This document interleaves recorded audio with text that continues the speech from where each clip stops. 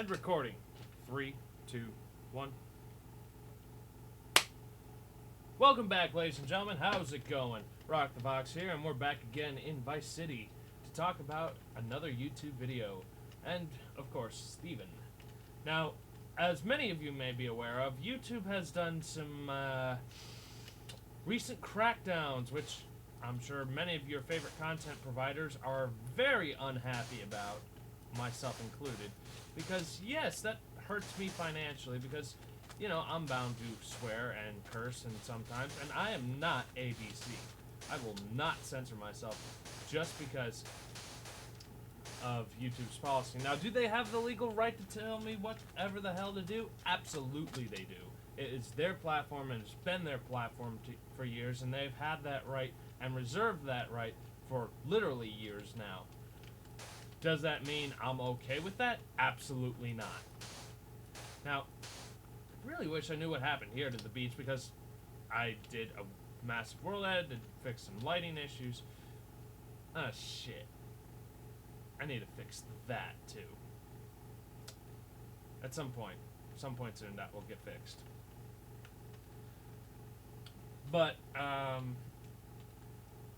it's caused a lot of controversy. If YouTube wants to ban people for controversy, then let me tell you right now, this whole action is very controversial and very polarizing. Do I think that there are some YouTubers out there who are very hate-based? Absolutely. Do I think that this system that they have in current plain work needs reworking? You bet your ass I do.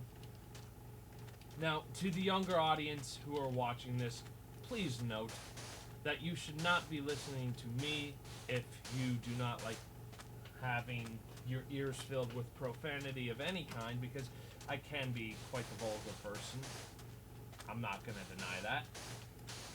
But I will raise hell with YouTube every time I get flagged for being me.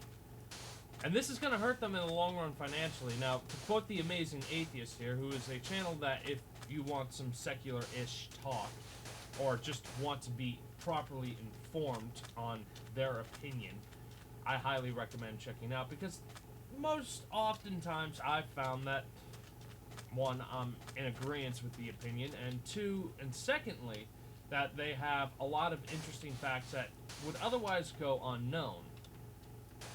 Now, I know I said I'd talk about Steven. I will in a bit, and there's a point to this, because I feel like everyone who's on the subscription list for this channel needs to know, because realistically, why would you not? I mean, there's a whole lot wrong with this. Could there be a whole lot right? Absolutely, but the problem is its vaguity. Vaguity? Is that the word? It's vagueness. The wordage is so broad, because I'm sure there's a whole bunch of storytellers or book reviewers who might even have issues with this, because there are fictional wars that they're discussing that could affect them just because of the way the new policy is worded. Now, if YouTube decides to stay firm on this, I promise you this is only going to hurt them in the long run. Now, the Amazing Atheist decided that there have been 2 prior attempts like this in YouTube's past, and both times it has fizzled out. So we have yet to see, is this going to be third time's a charm, or is this going to be yet another mistake that YouTube will thankfully regret and undo later. For all of our sakes, content creators and viewers alike, I really hope that's the case. I'm sure there's a bunch of YouTubers out there right now, even Steven Universe YouTubers, who are not producing content in fear of retaliation from YouTube themselves. And there are other platforms out there, admittedly not nearly as big, but Vimeo, which has been considered the hipster YouTube, is out there, and if YouTube does, in fact, stay firm on this, it will only bite them in the ass, because Vimeo would get a huge influx of people jumping ship. And I'm sure their policy options are a lot less vague, or if they, even if they have policy options or something to that effect. But my little rant aside, I will be continuing uploading YouTube videos, and if I have monetizing issues put out, I will send them in to be reviewed, because I will protest this, because I refuse to let YouTube make big mistakes like this just to appease the advertisers. Now, do I think that there are issues out there with some people who are just hate mongers? Absolutely. Trump. Hillary. But not all of us are. And thankfully, my videos haven't been affected, but I know bigger channels are. And that's the really annoying part. This is our financial income, some of us. We don't have jobs other than YouTube, and if YouTube does this, that's hurting our careers. Some of us have literally put years of our lives into our channels. I know I have, and I'm still growing. Hell, look at PewDiePie, the benevolent king of YouTube. If he started talking about issues with YouTube or controversial issues like that, he would be dethroned like that. I think I need to step away from this, though, because it is getting toxic to talk about, and it's still infuriating me to talk about this. So, let's talk about a less sad and a more happy subject. Steven Universe. Today we're talking about Future Boy z-o-l-tron. What command was I going to do? Right, that one. Future Boy z-o-l-tron. And I gotta admit, this has some good life morals to it, that no matter what, you should at least try to patch friendships up. At least that's what I took away from it. We get to see a little more on Mr. Smiley's background, which is kind of refreshing, to be honest with you, because we really didn't know much about Smiley.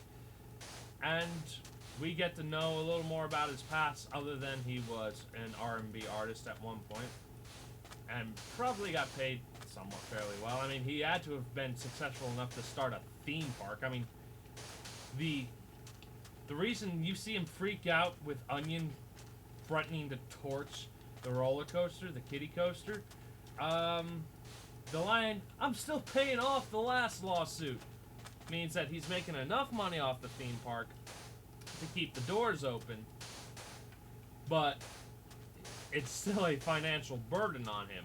So at some point in his past, he made fairly ridiculous amounts of money. And given what we saw from the Big Donut episode, where it's in, what was that, Prank Wars or something like that? With Fire Salts, where Steven sort of takes over Lars's job, we see that Mr. Smiley was, in fact, an R&B artist, and I don't know whether or not the Big Donut is a national brand or if it's just a local chain. So it's hard to pin that down as far as, like, how much money they were willing to pay Mr. Smiley. But it would have to be a somewhat respectable amount of any kind, even if it was just in the 80s, which, from the looks of things, looked to be late 80s, early 90s, just by the dress. And if you've grown up in that generation, you can kind of just tell. You really can. Ugh, lag. But we get to meet his old comedy routine partner, Mr. Frowny. And my first impressions on Mr. Frowny when I first met him in the episode, I was thinking, and this is just me, that either A, this guy's gay and on the verge of suicide, or there's something else going on. I did not put two and two together. Some people, like Cartoon Universe, for instance, had figured out that Mr. Frowny was going to be Harold's old comedy routine partner, which is a smart segue, if you ask me, nicely done, writers. But the way he was going on and on about it really spoke to an emotionally distraught person who is very deep in a deep, deep depression. And Mayday, Mayday. Shit. Undo. Oh, thank God.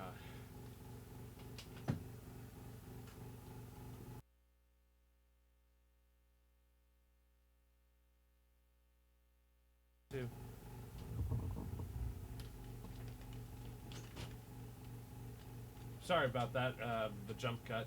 I was in the middle of doing a command and I typed in the wrong command and it caused an issue, so I had to fix said issue. But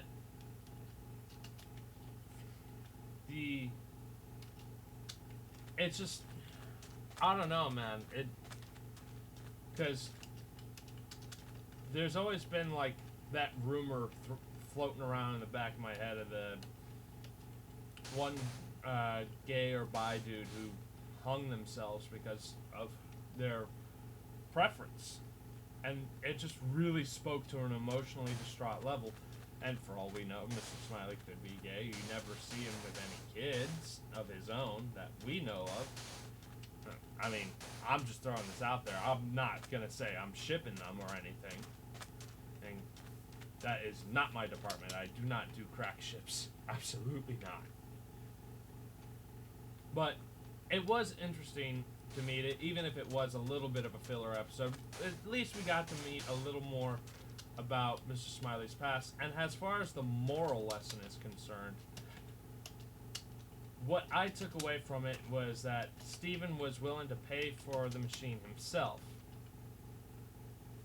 and not ask his father to bail him out, which, as we know, Greg is filthy fucking rich. Absolutely loaded. It's $10 million, man. Which, realistically, actually sounds a little low, I think. But that's just me. I mean, it depends on when in the 80s that this song got sold for. The jingle that it ended up becoming. Because that's unpaid royalties and ad revenue that that particular ad / jingle has generated that he's getting paid for. The royalties alone are worth a fortune. So chances are Marty took a fairly hefty cut out of it. Which is, you know, yeah, this is Marty. So, my imagination would say that Marty tried to go to copyright court and lost, and was forced to pay the unpaid dues to Greg, who, thankfully for him, was still living. Sorry about that. Game crashed and killed the recording, which, again, depending on when Marty made that deal with Greg, could be any number of years later. I'm going to assume anywhere from the year 85 forward to the end of the 80s. And given how old Sour Cream looks, I'm going to say the episode Greg the Babysitter takes place somewhere around 94-ish? Just gonna assume on that. But, yeah. I mean, good job, writers. I mean, it was a little segment where Steven just says, looks like Future Boy z-o-l-tron has cramped legs in his future. Which, really nicely done. Really nicely done. That said, I still think that Mr. Smiley should have taken z-o-l-tron to a mechanic, to a fortune teller mechanic, before even plugging it in. Because if the mechanic breaks it, then it's their fault, then they're liable, and then they have to fix it. Whereas Steven, all you can really do is ban him. I mean, that said, even if he paid thousands of dollars for z-o-l-tron, chances are he got ripped off with z-o-l-tron because, yeah, that's, ain't no way that fortune teller machine should have cost that much unless you bought it brand new in the 80s. And given the state of repair that z-o-l-tron was in, yeah, I don't think it should have cost you that much, Smiley. You got ripped off.